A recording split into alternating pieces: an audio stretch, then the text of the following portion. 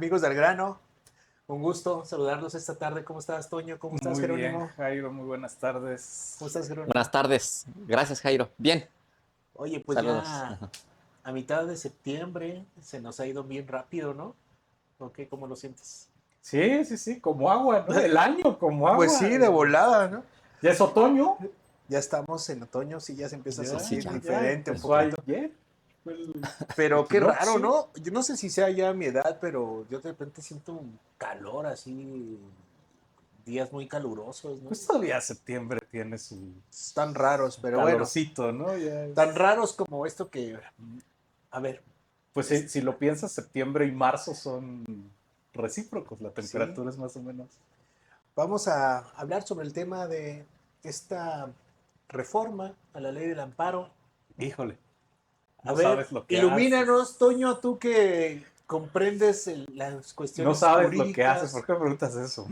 Este, A a ver, ver, es un tema es un tema complicado. Yo de entrada, a ver, el juicio de amparo sirve para que un juez revise lo que hace un gobernante en ejercicio de su cargo. Sirve para que los actos del gobierno se ajusten a la Constitución.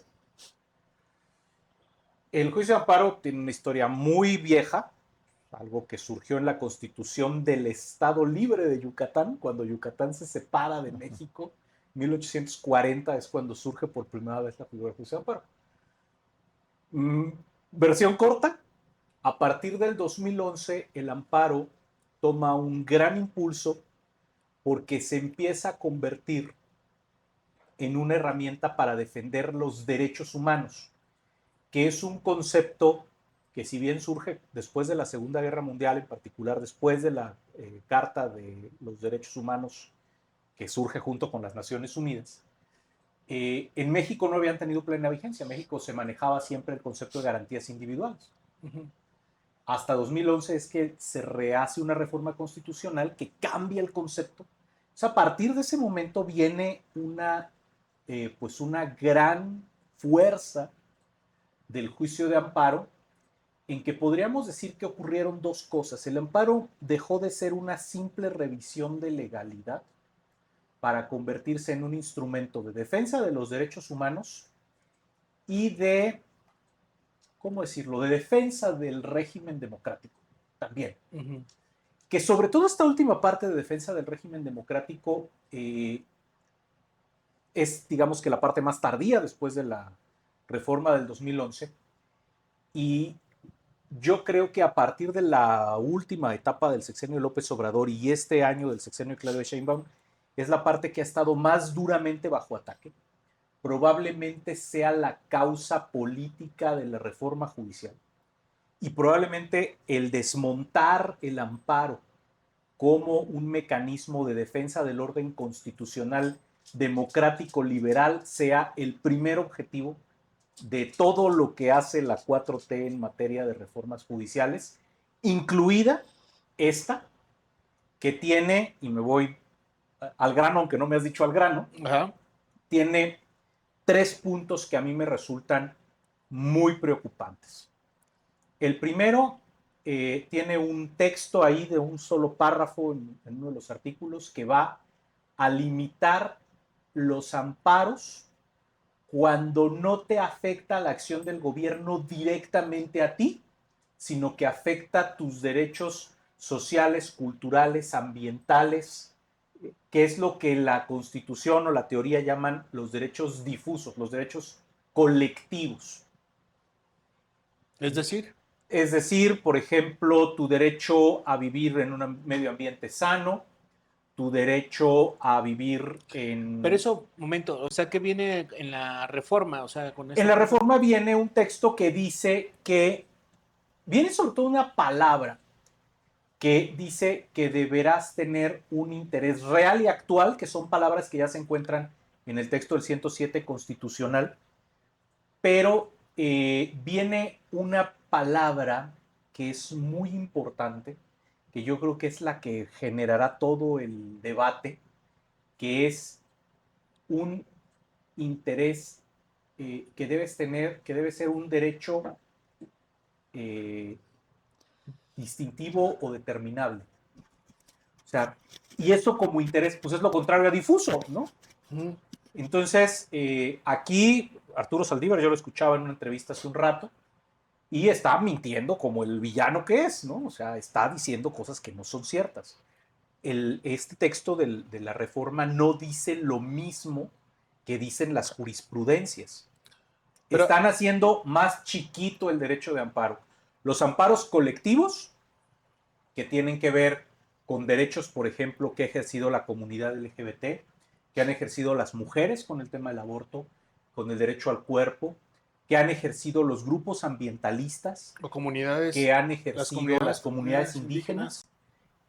Todo ese tipo de amparos se van a ver comprometidos con esta reforma.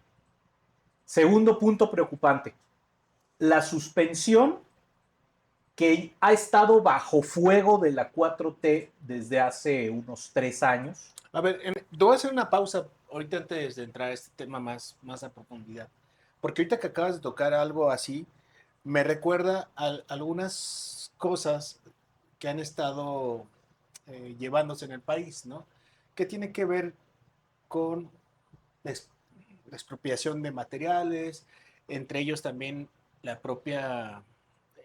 uso del agua, lo vimos en Puebla, donde unos ambientalistas estaban cuidando, ¿no?, esta parte del agua en sus comunidades, y de hecho fueron detenidos por el gobierno de Puebla, y después fueron puestos en libertad. Claro, ahí se usó otro tipo de alegatos, digamos, en la cuestión de su defensoría, ¿no?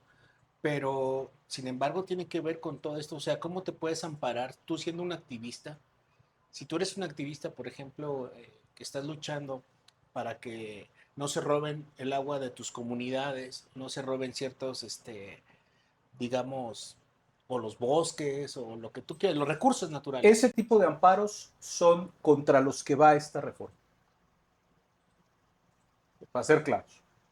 O sea, los están limitando. Porque ya no te va a reconocer el derecho de interponer un juicio de amparo contra ese tipo de acciones del gobierno.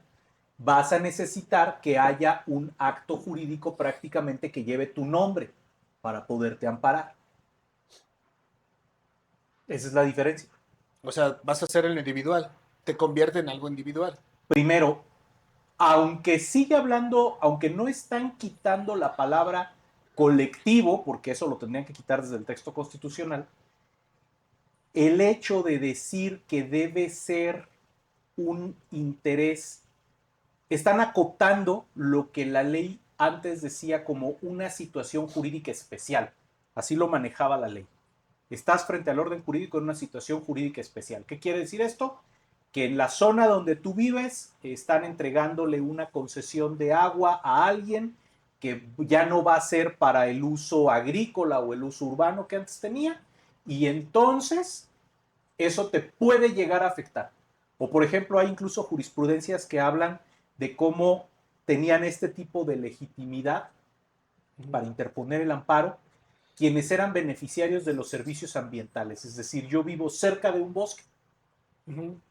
Y por ejemplo, a ver, con caso concreto, si el ayuntamiento o el gobierno del estado deciden que el bosque Lázaro Cárdenas ya no va a ser una reserva natural, un área natural, no es un área natural protegida, pero una reserva ecológica.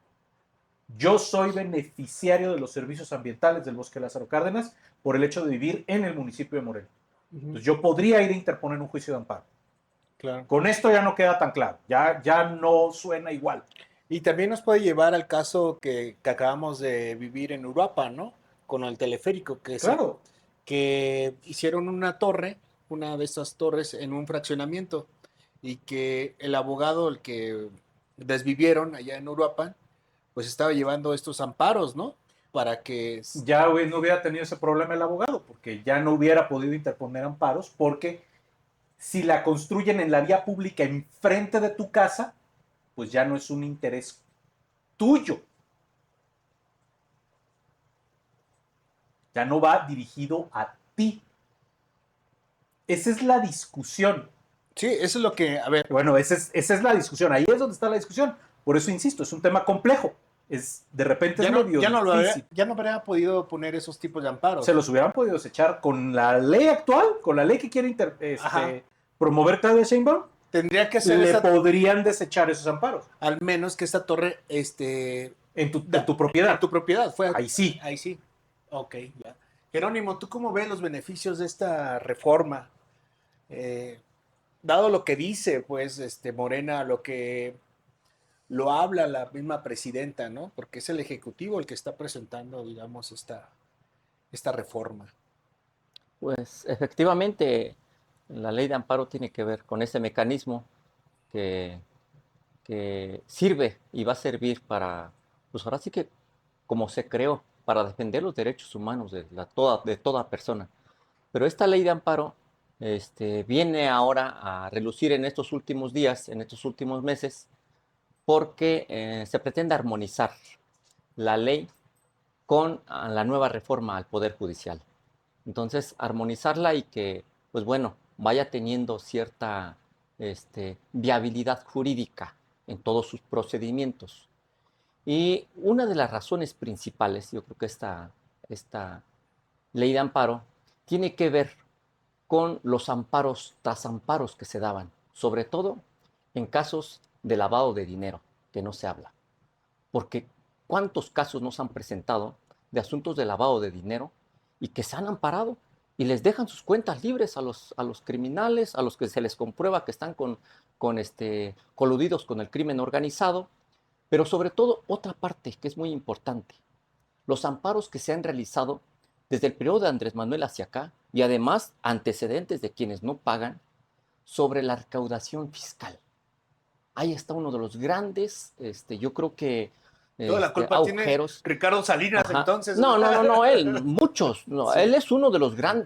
grandes evasores, son 74,000 millones de pesos que tiene deuda al erario público. Yo creo que es un asunto. Entonces, como él, hay varios todavía, son muchos los que están amparados, entonces van amparos contra amparos. Entonces, esa parte, pues yo creo que no se puede seguir permitiendo. Yo por esa parte creo que se rescata. Si es cierto, a lo mejor también, digo, el especialista es más conocedor de las leyes, aquí el compañero Toño. Toño Plasencia, y Toño y él, Plaza, Ajá, Plaza, perdón, ajá, corrijo.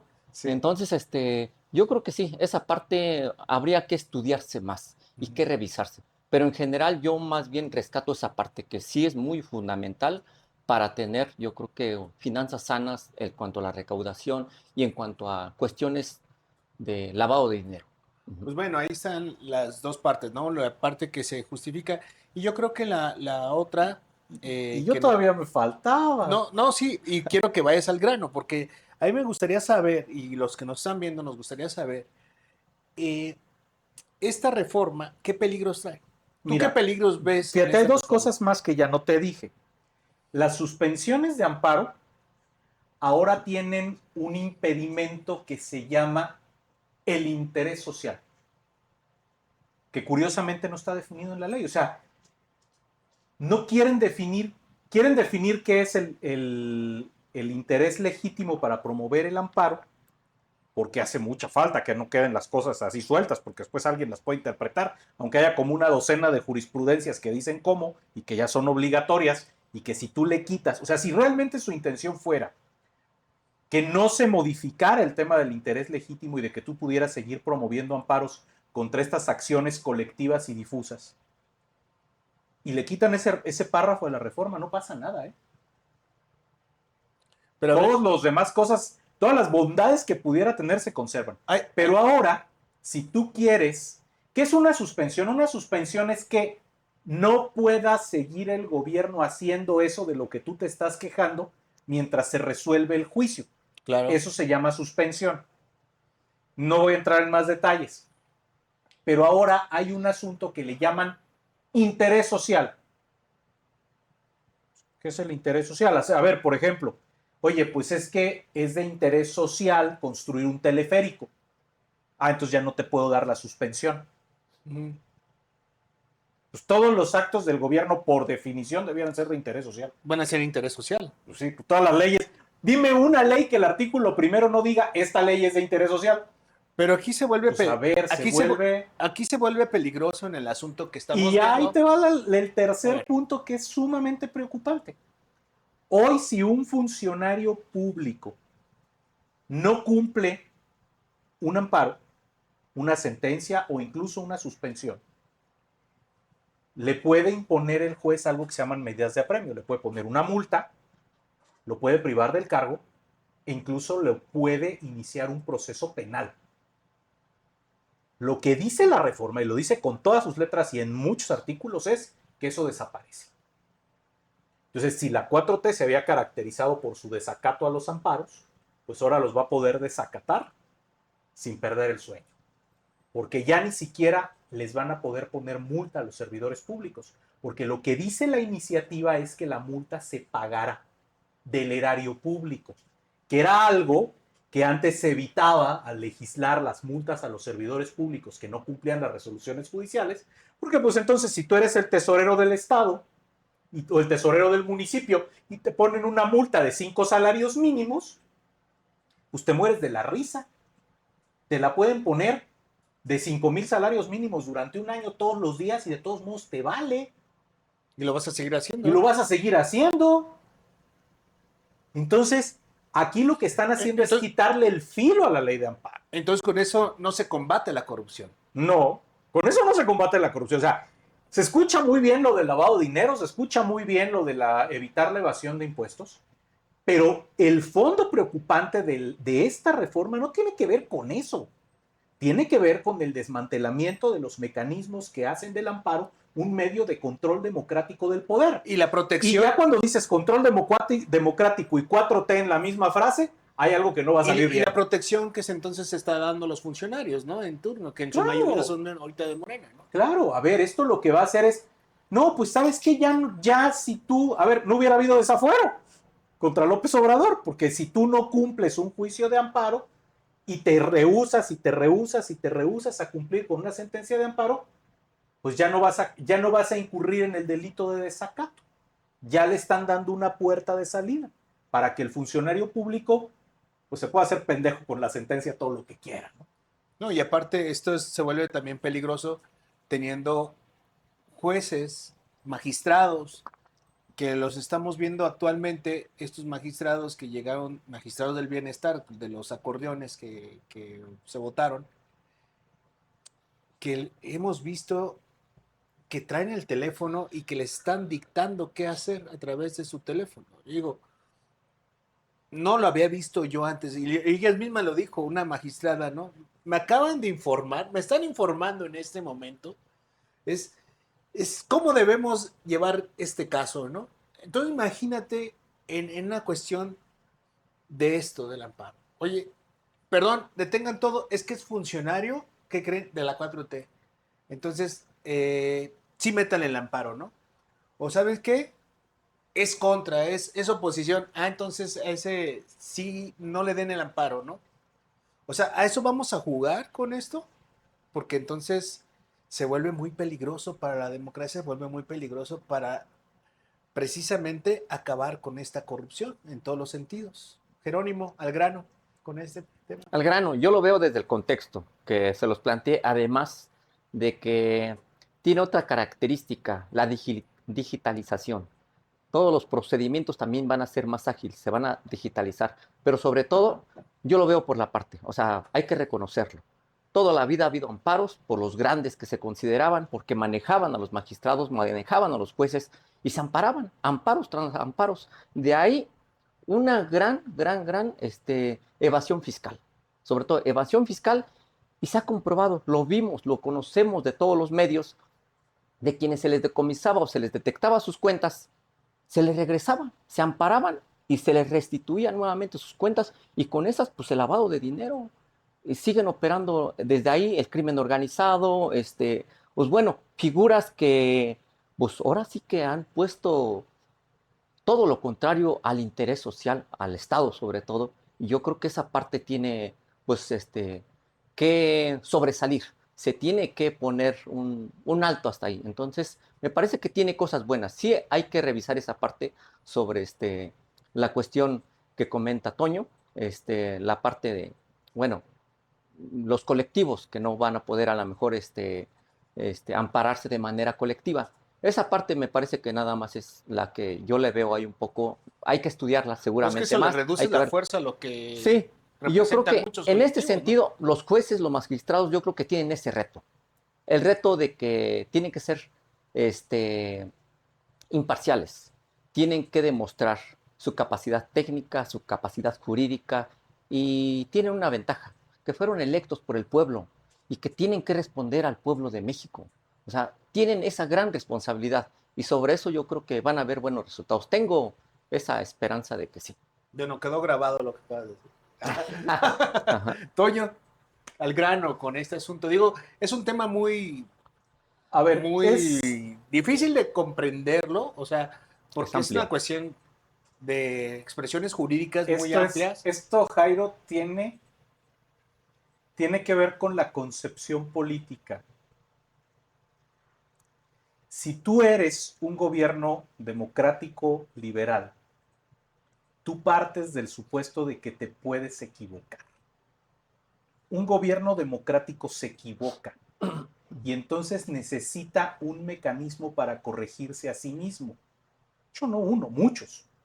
Pero el amparo es un mecanismo poderoso para el Estado, el gobierno, corregirse a sí mismo. Yo me puedo equivocar, los servidores públicos que trabajan para mí pueden actuar indebidamente, pueden violar la ley dolosa o culposamente, pero la pueden violar en perjuicio de un ciudadano y entonces yo le doy a ese ciudadano una herramienta para que se defienda, para que el sistema se autocorrija. Pero si tú eres un gobierno populista, autoritario, tú no te equivocas. Tú siempre actúas en bien del pueblo. Y todo lo que impide tu actuación en bien del pueblo es una perversidad, es una corrupción, es un obstáculo para lograr ese gran objetivo de la transformación. Y entonces, como tú no te equivocas, no debe haber nada que detenga tu actuación. Esas son las dos concepciones políticas ante las que estamos. Yo, cualquier día, quiero vivir en un estado bajo la primera concepción, porque los hombres fallamos y los gobiernos están formados por hombres y con las mejores intenciones se han cometido genocidios. Entonces, ¿qué es lo que necesitamos? Un estado donde las cosas se revisen en los tribunales, se camine despacito y los ciudadanos se puedan defender del gobierno. Y eso es lo que nos están quitando todos los días, pedacito a pedacito, en la 4T. Bueno, acabamos de ver también un caso donde Línea Batres, pues no se fue al lado del ciudadano, ¿no? Sino se fue al lado del gobierno, un gobierno municipal, un ciudadano que estaba pidiendo que se le pagara una deuda del municipio, gobernado actualmente por Morena, y pues la ministra del pueblo, Lenia Batres, pues optó porque fuera lo contrario, ¿no? Que no fuera hacia el ciudadano, sino fuera al pobre municipio, pues que le afecta en sus recursos, ¿no? Pero no le afecta en el daño que ya le hizo a un ciudadano que invirtió, pues también su empleo, invirtió trabajo, invirtió, pues parte de su patrimonio. Bueno, pasemos a otro tema.